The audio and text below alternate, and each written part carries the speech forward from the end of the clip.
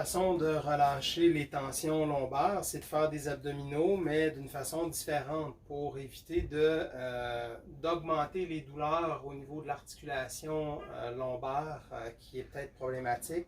Le fait d'installer des élastiques au plafond et d'utiliser la gravité pour pouvoir faire votre mouvement qui est dit abdominal. Idéalement, ce n'est pas un mouvement que je vais faire avec les bras.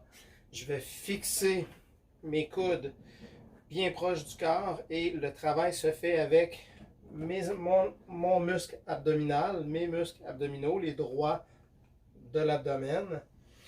Et c'est certain que juste le fait de bien contracter en utilisant votre bassin, si vous sortez les fesses, vous allez cambrer le dos.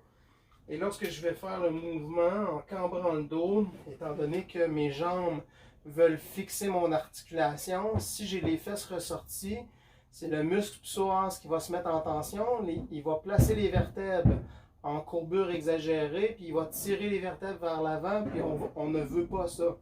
On veut rectifier le bassin pour le mettre le plus plat possible. Donc, la partie lombaire, on serre les fesses et on rentre le ventre. Qu'est-ce qu'on veut faire avec le bassin? On veut faire une rétroversion. Le bassin veut basculer pour aller amener les fesses vers les genoux, contracter, puis garder une bonne solidité au niveau du bassin. Et je travaille en contractant. J'inspire et lorsque j'inspire, je maintiens ma respiration et je force pour créer une mise en tension puis aller dégager mes vertèbres lombaires.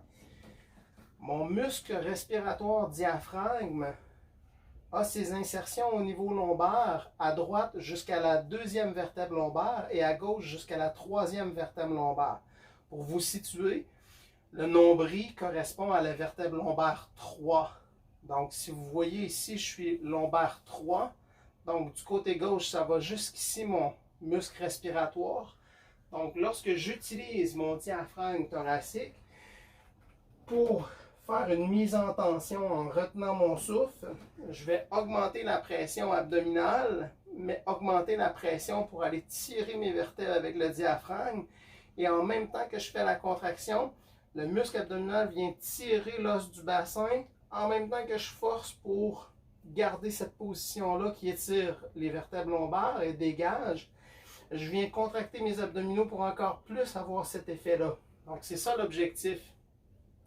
Bien important de vous positionner pour être confortable. Sur les genoux, normalement, je me place beaucoup plus d'épaisseur de coussin que ça. Donc, c'est pas confortable si je suis sur un simple petit tapis avec peu d'épaisseur. La position de votre corps, plus vous allez être penché vers l'avant, vous allez sentir un effet d'étirement. Le principe est le même.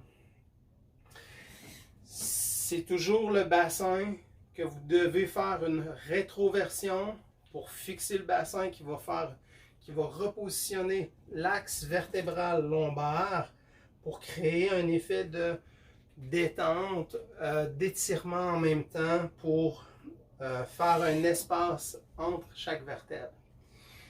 Le travail peut se faire seulement en étirement. J'inspire et je contracte. En même temps, je relâche mon air.